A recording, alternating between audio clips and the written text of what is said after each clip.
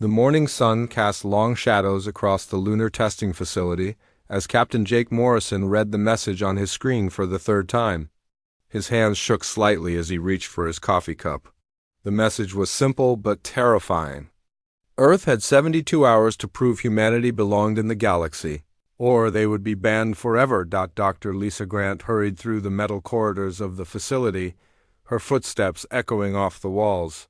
She had been awake for 18 hours straight, ever since the alien message arrived. Her team of scientists and engineers waited in the main conference room, their faces showing the same worry she felt. "Zephyrians are coming," she announced as she entered the room. "They will be here in 6 hours with their examination ship. We have 3 days to pass their test, or humanity loses its chance to join the Galactic Academic Consortium." Dr. Ryan Clark, the facility's top mathematician, stood up from his chair. "What kind of test are we talking about?" "Are we prepared for this?" Lisa shook her head. The message was brief. "They call it the Universal Intelligence Certification Exam. It tests mathematical computation, pattern recognition, and logical reasoning, all under extreme time pressure." Commander Amy Barnes, the facility's chief engineer, frowned. "Time pressure? How much time do we get?" "The exam must be completed in 4 hours," Lisa replied. "Every alien species that has joined the consortium has passed this test. If we fail, we will be considered too primitive for galactic society." The room fell silent. 4 hours to prove that humanity deserved to be part of the galaxy seemed impossible. The team knew that alien technology was far more advanced than anything Earth possessed. Ben Taylor sat quietly in the corner of the room. He was the youngest person there, just 26 years old, and worked as a junior researcher. While the senior scientists discussed their options, Ben studied the examination details on his tablet. "We need to contact Earth Command immediately," Commander Barnes said. "We'll need access to every supercomputer on Earth. The quantum processing centers in Geneva, Tokyo, and New York will have to work together." Dr. Clark nodded in agreement. "Even then, I'm not sure it will be enough. The Zephyrians have been part of the galactic community for over 1,000 years. Their technology is beyond anything we can imagine." Lisa began making calls to Earth. Within an hour, she had secured access to the most powerful computers humanity had ever built. Massive quantum processors that could perform millions of calculations per second would be linked together for the examination. As the team worked frantically to prepare, a massive shadow fell across the lunar surface. The Zephyrian examination ship had arrived ahead of schedule. It was enormous, easily the size of a small city, and covered in strange symbols that seemed to shift and change in the sunlight. A smaller transport ship detached from the main vessel and landed near the facility. The airlock opened with a hiss, and 3 figures emerged. They were tall and thin, with pale blue skin and large black eyes. Their leader wore robes that seemed to be made of liquid metal. "I am High Intellect Vex 9, the lead figure announced, in perfect English. "I have come to administer the Universal Intelligence Certification Exam to your species." Dr. Grant stepped forward to greet them. "Welcome to our facility. We are honored by your presence and ready to take your test." Vex 9's expression remained cold and unchanging. "Honor is not relevant, only results matter." "You have claimed that?" "Your species possesses sufficient intelligence to join the consortium. This will be proven or disproven within the next 72 hours.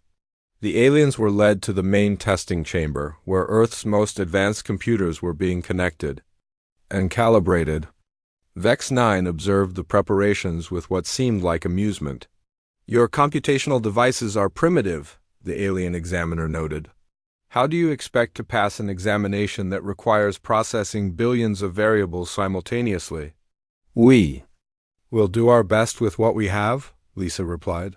Trying to hide her growing concern, Vex 9 activated a small device, and suddenly the room filled with holographic displays showing sample examination questions.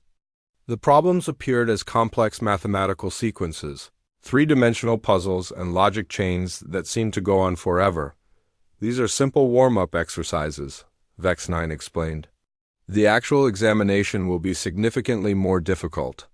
Every species in the consortium uses quantum supercomputers to solve these problems. Your devices appear inadequate for the task. Dr. Clark stared at the holographic displays in horror. Even the simplest problems contained thousands of variables and required processing enormous amounts of data. The Earth computers began working on the sample questions, their cooling systems whirring loudly as they struggled with the calculations. Meanwhile, Ben Taylor watched from the back of the room. Unlike the other scientists, he was not focused on the computers or the alien technology. Instead, he studied the structure of the problems themselves.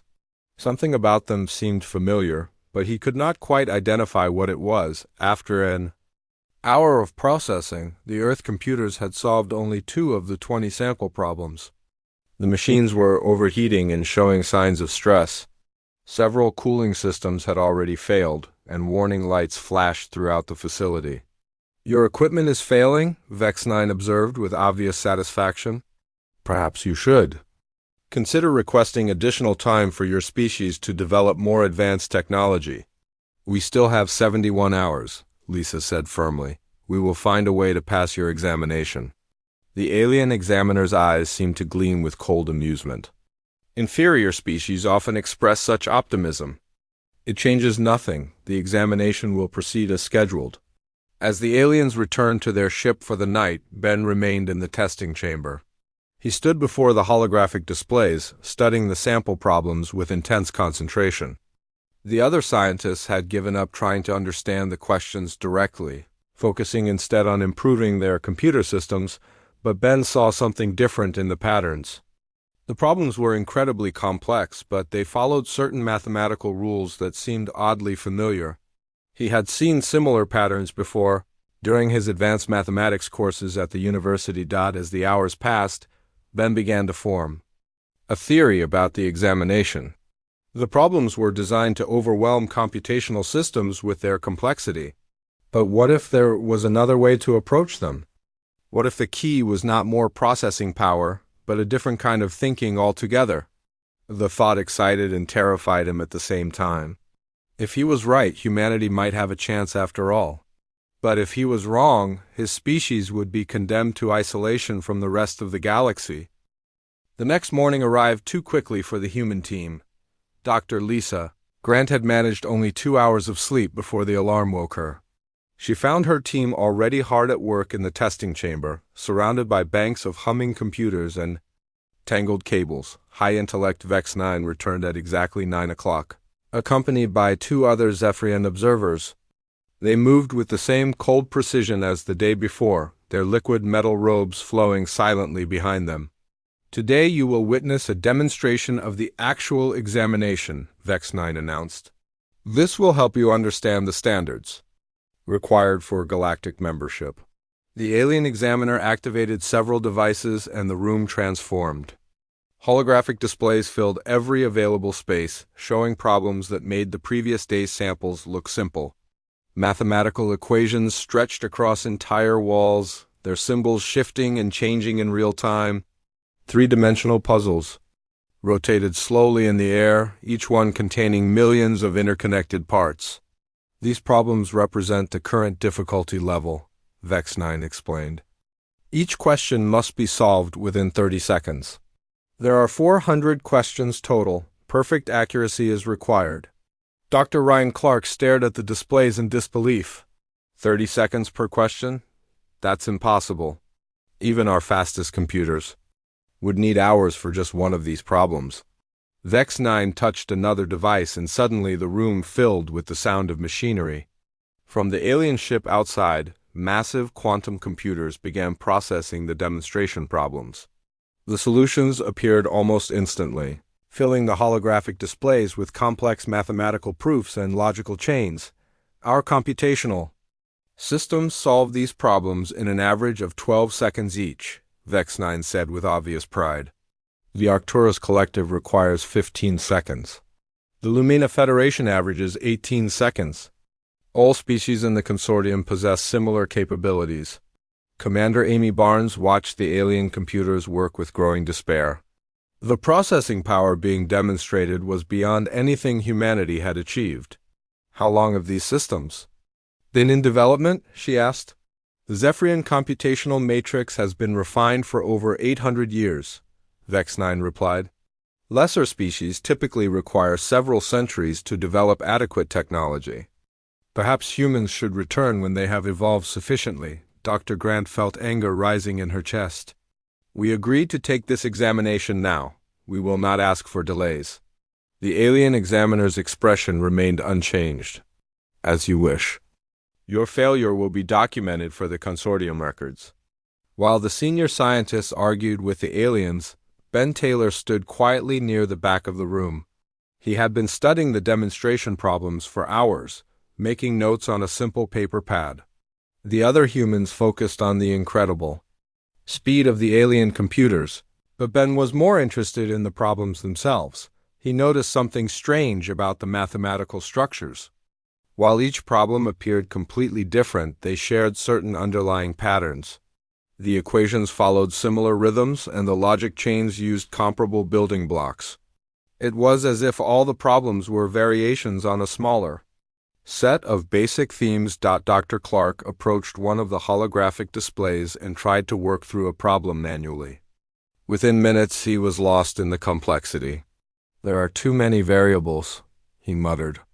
No human mind could track all of these connections simultaneously. That is precisely the point, Vex9 said. Intelligence is measured by the ability to process vast amounts of information quickly and accurately. Your species appears to lack this capability. The human team spent the rest of the morning trying to optimize their computer systems.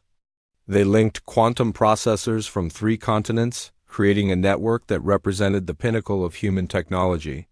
The machines hummed and sparked as they attempted to solve the demonstration problems. After 6 hours of work, the human computers had successfully solved exactly 17 problems. Many of the machines overheated and shut down automatically. Warning alarms echoed through the facility as cooling systems failed one by one. Your equipment is inadequate, Vex9 observed. Perhaps you should consider requesting additional decades to develop better technology. We still have time, Lisa said firmly, though doubt was beginning to creep into her voice. We'll find a way to improve our systems. The alien examiner consulted a device on his wrist. You have 47 hours remaining. I suggest you use this time wisely. As the aliens returned to their ship, the human team gathered around the failing computers. The machines that had cost billions of dollars to build were smoking and sparking, defeated by problems that alien technology solved in seconds. Maybe we should ask for more time, Commander Barnes suggested quietly. We're not ready for this level of challenge. No, Dr. Grant said firmly. If we ask for delays now, they'll never take us seriously. We have to find another way. Ben Taylor finally spoke up from his corner of the room. Dr. Grant, could I examine the examination rules more carefully? I think I might have noticed something important.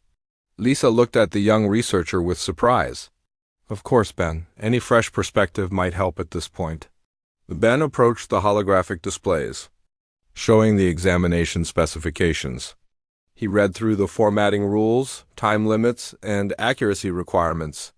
Most of the team had studied these documents dozens of times, but Ben seemed to be looking for something specific. The rules say that candidates can use any method to solve the problems as long as they finish within the time limit, Ben said slowly. They don't specify that computational devices are required. Dr. Clark laughed bitterly. What are you suggesting? That we solve these problems by hand? That's completely impossible. Maybe, Ben replied. But what if the problems aren't as complex as they appear? What if there's a pattern that makes them easier to solve? The room fell silent. The idea seemed absurd, but they were running out of options. Their best computers had failed miserably, and they had no way to match alien technology. Show me what you mean, Lisa said. Ben walked to one of the smaller holographic displays and pointed to a problem that had stumped their quantum processors. Look at this equation. It has thousands of variables, but see how they're arranged. The structure reminds me of something I studied in graduate school. He pulled out his paper pad and began writing. If you ignore the complex surface elements and focus on the underlying mathematical skeleton, the problem becomes much simpler. Instead of processing every variable, you can identify the key relationships that control the entire system. The other scientists watched as Ben worked through the problem step by step. His method was completely different from the brute force approach used by the computers. Instead of calculating every possible solution, he found shortcuts that eliminated vast portions of the equation after 20 minutes of work. Ben arrived at an answer. Dr. Clark quickly checked it against the solution provided by the alien computers. The numbers matched perfectly. How did you do that? Clark asked in amazement. I treated it like a puzzle instead of a calculation, Ben explained. Human mathematics education teaches pattern recognition and creative problem solving. Maybe that's an advantage we didn't realize we had. For the first time since the aliens had arrived, Dr. Grant felt a spark of hope. Perhaps humanity did have a chance after all. But with less than 2 days remaining, they were running out of time to test Ben's theory. The future of humanity's place in the galaxy might depend on a young mathematician with nothing but paper and pencil. The third day began with Ben Taylor sitting alone in the testing chamber at 5 in the morning. He had spent the entire night working through practice problems, filling dozens of pages with calculations. His method was becoming clearer with each problem he solved. Dr. Lisa Grant found him there when she arrived 2 hours later. Ben looked tired but excited, surrounded by papers covered in mathematical symbols and diagrams. I've been thinking about this all night, Ben said without looking up from his work. I want to take the actual examination using only paper and pencil. Lisa stared at him in shock. That's impossible, Ben. These problems are designed to overwhelm even our most advanced computers. You can't solve them by hand. I think I can. Ben replied calmly. Let me show you something. He pulled out a fresh sheet of paper and selected one of the most complex practice problems from the holographic display. The problem contained over 5,000 variables and required processing massive amounts of data simultaneously. Watch carefully, Ben said as he began to write. Instead of trying to process every variable, I look for symmetries and patterns. Most of these problems have hidden structures that make them much simpler than they appear. He worked steadily for 15 minutes, his pencil moving across the paper in smooth, confident strokes. He identified key relationships between variables, eliminated redundant calculations, and used mathematical shortcuts that no computer had been programmed to recognize. When he finished, Ben held up his answer. Dr. Grant checked it against the solution provided by the alien computers. It was perfect. How is this possible? She asked in amazement. Human education is different from alien computational methods, Ben explained. We learn to recognize patterns and make intuitive connections. Computers process information linearly, but human minds can see the big picture and find creative solutions. Dr. Ryan Clark and Commander Amy Barnes arrived to find Ben demonstrating his method to Lisa. They watched in disbelief as he solved problem after problem using nothing but handwritten calculations. This is incredible, Dr. Clark said. But can you maintain this speed for 400 problems? The examination requires perfect accuracy under extreme time pressure. Ben nodded confidently. I've been practicing all night. My average time per problem is now 22 seconds. I can do this. The team was interrupted by the arrival of high-intellect Vex 9 and his observers. The alien examiner surveyed the room with his usual cold expression, noting the failed human. Computers and the papers scattered around Ben's workspace. I trust your preparations are complete, Vex 9 said. The examination will begin in 6 hours. Your computational systems appear to be malfunctioning. We have a different approach, Dr. Grant said carefully. One of our mathematicians will attempt the examination using traditional human methods. Vex 9's large black eyes focused on Ben with what seemed like curiosity. Traditional methods? Please elaborate. Ben stood up and gestured to his papers. I will solve the problems using pencil and paper, along with pattern recognition and logical reasoning. The alien examiner's expression changed to what might have been amusement. You propose to solve computational problems manually? This is not possible. The examination requires processing billions of data points simultaneously. I understand your skepticism, Ben replied. But I believe human intelligence offers advantages that pure computational power cannot match. Vex 9 activated a scanning device and pointed it at Ben.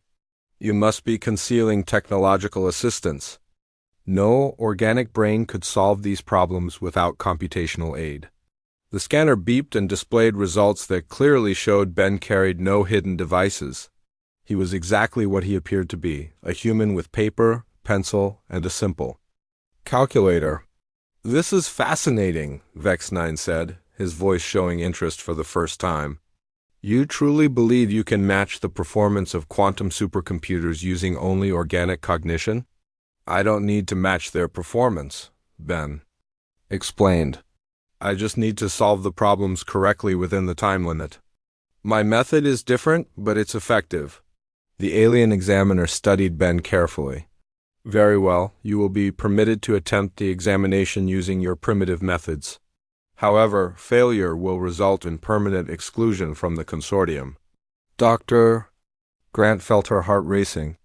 The entire future of humanity now depended on a young mathematician with nothing but paper and pencil. It seemed impossible, but Ben's demonstrations had been convincing. Are you sure about this? She asked Ben quietly. I'm sure, he replied. This is what I've been preparing for my entire career, even if I didn't know it at the time. The team spent the remaining hours helping Ben prepare. They organized his papers, sharpened his pencils, and made sure he had everything he needed.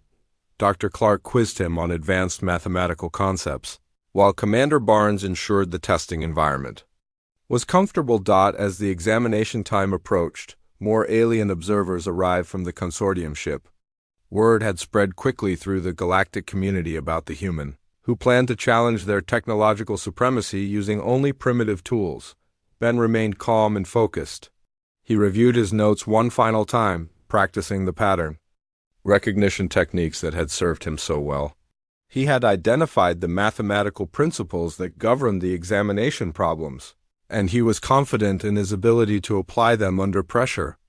Remember, Dr. Grant said, as they prepared to enter the formal examination chamber, you're not just representing yourself, you're representing all of humanity. Ben smiled and picked up his pencil. I understand, but I'm not trying to prove we're better than aliens. I'm trying to prove that different kinds of intelligence can work together. The examination chamber was a sterile white room aboard the Zephyrian ship. Ben sat at a simple metal desk with his papers, pencils, and basic calculator. Around him, holographic displays showed the monitoring equipment that would verify his answers. High-intellect Vex 9 took his position at the observation panel, surrounded by representatives from dozens of alien species. They had come to witness what they expected to be a spectacular failure.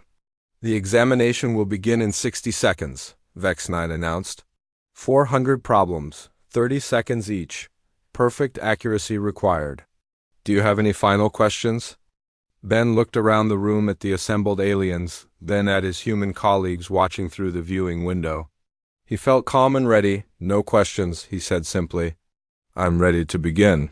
The countdown began, and Ben prepared himself for the most important test in human history. Everything his species had worked toward depended on the next 4 hours. The holographic timer showed 0, and the examination began. Instantly, the first problem appeared in the air around Ben Taylor. Mathematical equations filled the space above his desk, their symbols glowing with soft blue light. The complexity was staggering, with thousands of variables interconnected in ways that would challenge any supercomputer. Ben took a deep breath and began to work.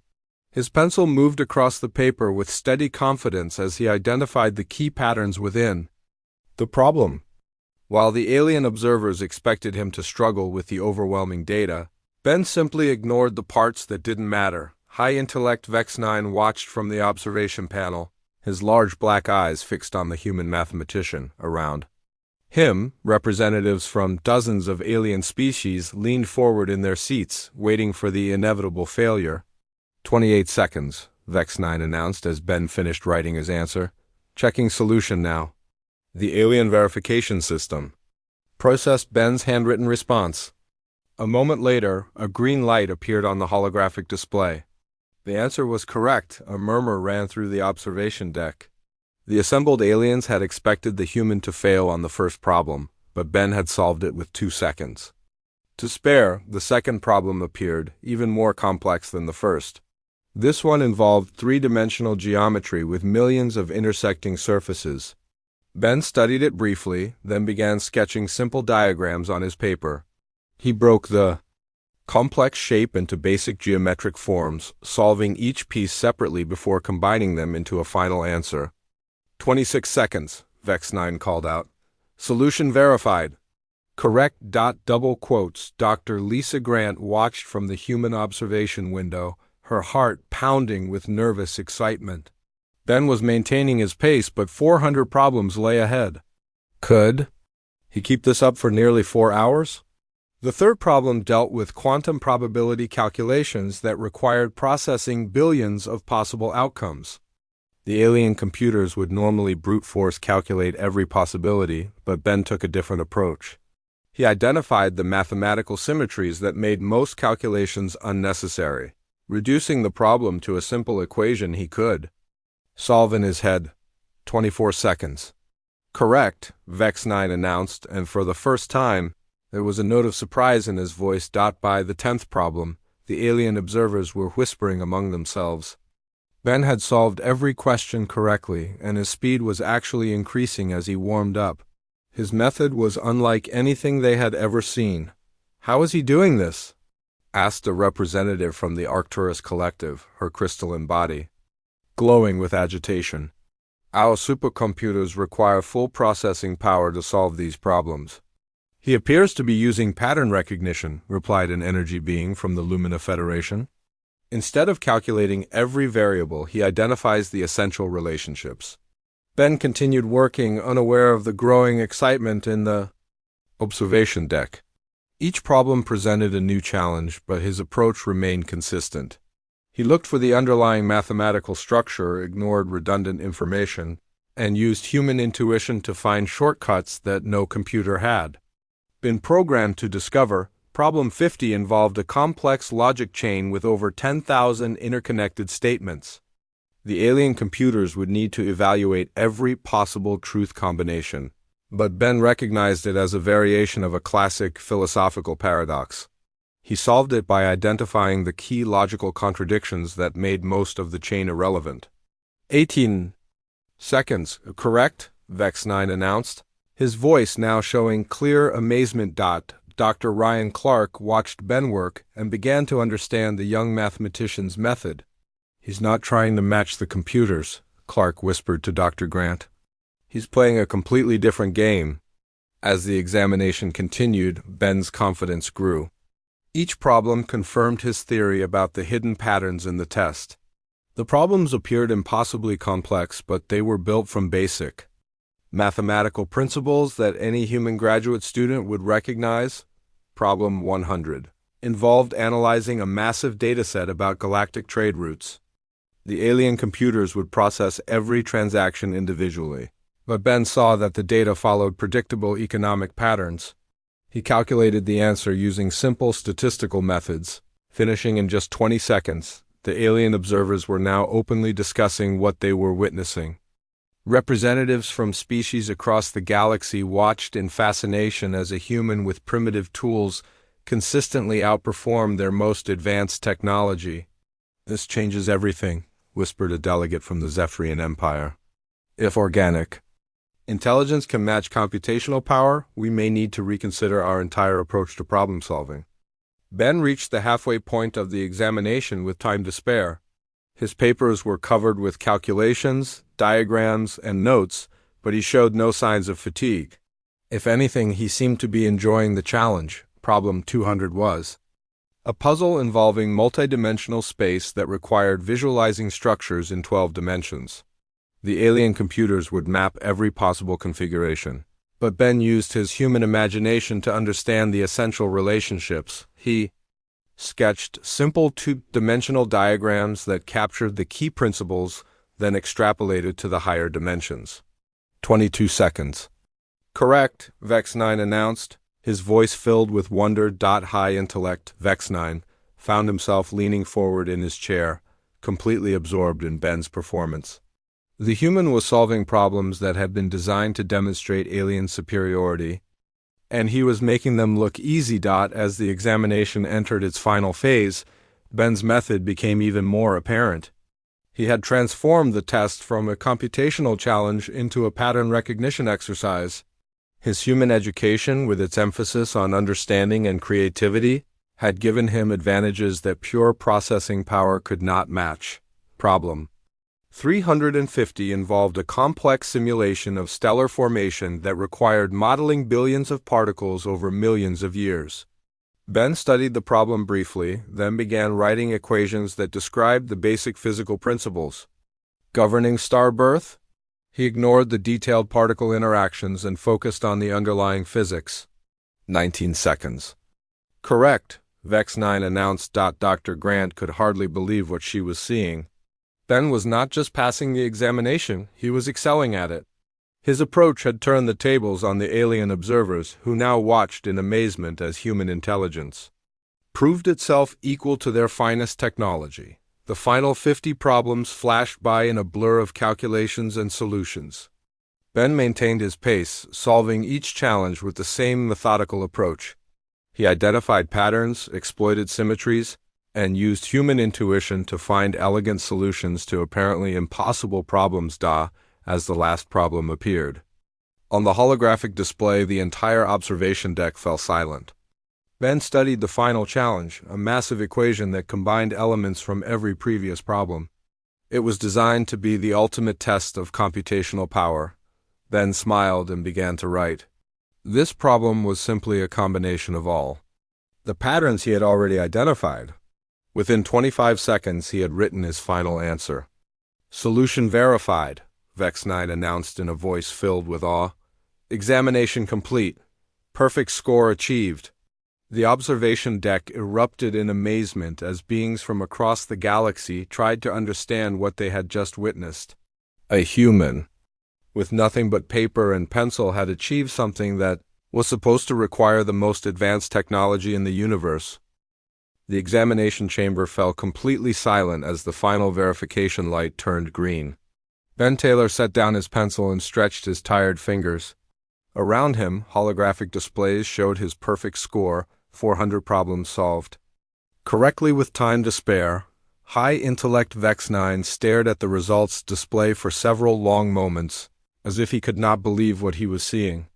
The other alien observers sat in stunned silence, their various forms of communication creating a low buzz of confusion and amazement. This is impossible, Vex9 finally said, breaking the silence. No organic being should be capable of such computational performance. There must be some form of deception involved. Dr. Lisa Grant stood up in the human observation area. There was no deception. Your own scanning devices confirmed that Ben used only paper, pencil, and a basic calculator. You monitored every moment of the examination. The Zephyrian examiner activated multiple scanning devices and pointed them at Ben. The machines whirred and beeped, but their readings were clear. No hidden technology, no external assistance, no artificial enhancements. Ben was exactly what he appeared to be, a human mathematician who had solved impossible problems using only his mind. Explain how this was achieved, Vex9 demanded. Our computational systems require massive processing power to solve these problems. How did you complete them so quickly? Ben stood up slowly, gathering his papers. I didn't try to compete with your computers. I used a completely different approach. He walked to the holographic display showing one of the solved problems. Your machines process every piece of information equally. They calculate every variable, check every possibility, and analyze every detail. But most of that work is unnecessary. Ben pointed to key sections of the mathematical equation. Human education teaches us to recognize patterns and find shortcuts. We learn to see the essential structure of a problem and ignore the parts that don't matter. Your test problems are complex, but they're built from basic mathematical principles. A representative from the Arcturus Collective, her crystalline body flickering with interest, leaned forward. You are saying that computational power is not the only measure of intelligence? Exactly, Ben replied. Intelligence isn't just about processing speed. It's about understanding, creativity, and the ability to see connections that aren't obvious. Humans have been developing these skills for thousands of years. Dr. Ryan Clark joined the discussion from the observation window. Human mathematics education emphasizes understanding over memorization. We teach students to recognize patterns, make connections, and think creatively about problems. These skills complement computational power rather than competing with it. The alien observers began talking among themselves in various languages and communication methods.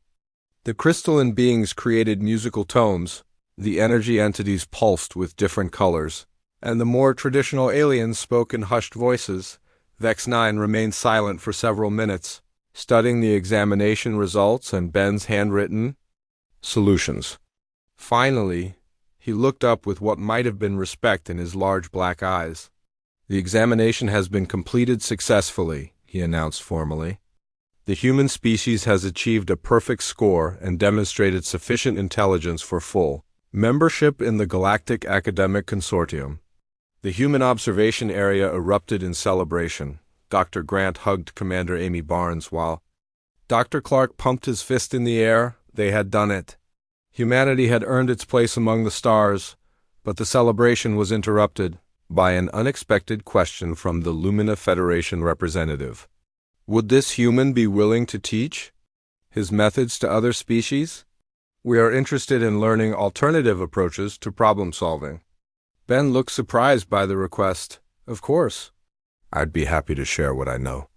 The goal isn't to prove that humans are superior. The goal is to show that different kinds of intelligence can work together. Over the following days, something remarkable happened.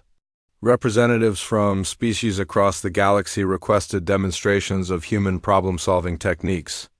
Ben found himself teaching workshops aboard various alien ships, showing them how pattern recognition and creative thinking could complement their computational methods. The Zephyrians were particularly interested. Vex 9 himself attended several sessions, taking careful notes as Ben explained how to identify mathematical symmetries and exploit logical shortcuts. We have relied on computational power for so long that we forgot other approaches existed. Vex 9 admitted. Dr. Grant worked with the consortium leadership to establish formal educational exchange programs. Human teachers would share their methods with alien students, while human scientists would learn advanced computational techniques from other species. Within weeks, the first Galactic Institute for Alternative Intelligence was established on a neutral space station. Ben was appointed as its first director, with representatives from dozens of species serving as faculty members. The Institute's first class included students from across the galaxy. Crystalline beings learned to think intuitively, energy entities practiced pattern recognition, and traditional aliens discovered the power of creative problem-solving. In return, humans learned to enhance their natural abilities with advanced computational tools. Ben stood in the Institute's main lecture hall, looking out at an audience that included humans and aliens working together. Intelligence comes in many forms, he told the mixed class. Some minds excel at rapid calculation, others at pattern recognition, and still others at creative synthesis. The key is learning to combine these different strengths. A young Zephyrian student raised her hand. Professor Ben, will this new approach replace our computational systems? Ben smiled. Not at all. The goal is integration, not replacement. Your computers can process vast amounts of data very quickly. Human intuition can identify which data is most important. When we combine these approaches, we can solve problems that neither could handle alone. The lecture continued with practical exercises. Students worked in mixed teams, combining computational power with creative thinking to tackle complex challenges. The results were remarkable, with solutions emerging that surpassed what any single species could achieve. As the months passed, The Institute's influence spread throughout the galaxy. Scientific discoveries accelerated as different types of intelligence worked together. Technological development took new directions as creative thinking complemented computational analysis. High intellect Vex9 visited the Institute regularly, often bringing new problems for the mixed teams to solve. "You have taught us something valuable," he told Ben during one visit. "Intelligence is not about superiority, but about collaboration." Ben looked out the Institute's windows at the stars beyond. Humanity had earned its place in the galactic community not by proving they were better than aliens, but by showing that different approaches to intelligence could work together. The young mathematician who had once sat alone with paper and pencil had helped reshape how an entire galaxy thought about intelligence, creativity, and the power of working together. The future belonged not to any single species, but to the combined wisdom of all minds working in harmony.